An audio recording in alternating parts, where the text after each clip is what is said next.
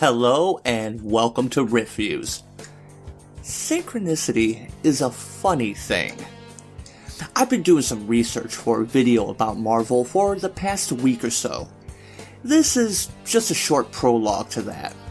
You see, DC Comics has just announced their new social media policy. Basically, it states, don't be crude and don't insult people. Of course, some people are angry about that, but it's a smart move on DC's part, and it's something that Marvel should look into doing. Now, I have been blocked on Twitter by Mariko Tamaki. Not surprising, because I have been critical of her She-Hulk series. And these days, anything that is not heaps of praise is considered harassment, and criticism is akin to personal attacks. But it's been amusing to me to see the bot that Marvel creators use to block people. For example, Gabby Rivera, whom I have never interacted with, has blocked me. But there are several big names at Marvel that are famous for their SJW views that have not blocked me, and I do respect that. You know, people like Heather Antos, for example. Plus, she's a fellow Michigander, so I guess she gets a +1 on that for me, maybe? And Dan Slott didn't block me either. Until recently. You see, I recently posted a Move the Needle picture on Twitter. I didn't tag anyone except Diversity and Comics, who he started the hashtag. And then suddenly, Slott blocked me. Synchronicity.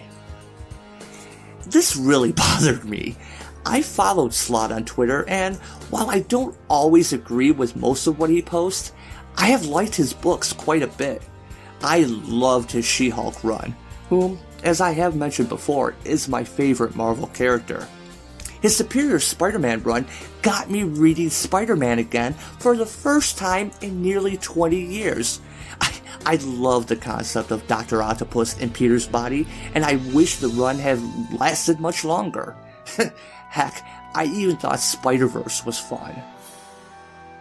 And this is the problem that many others have been trying to point out. I am a fan, and I have liked Slott's work. I have never interacted with him or even tweeted at him. So why would he block me on Twitter? Is it because I am taking part in Move the Needle?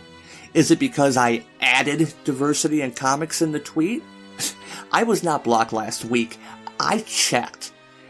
Even if it's just a matter of the bot taking time to update, why is this even happening at all? You see, Marvel has a social media problem. I know, this is not new news. And while I don't agree with a lot of what Slott posts, I have liked his work. And most importantly, I am a customer, Marvel. I pay money for your books. To be blocked by your creators just because I happen to follow someone else is frankly disrespectful.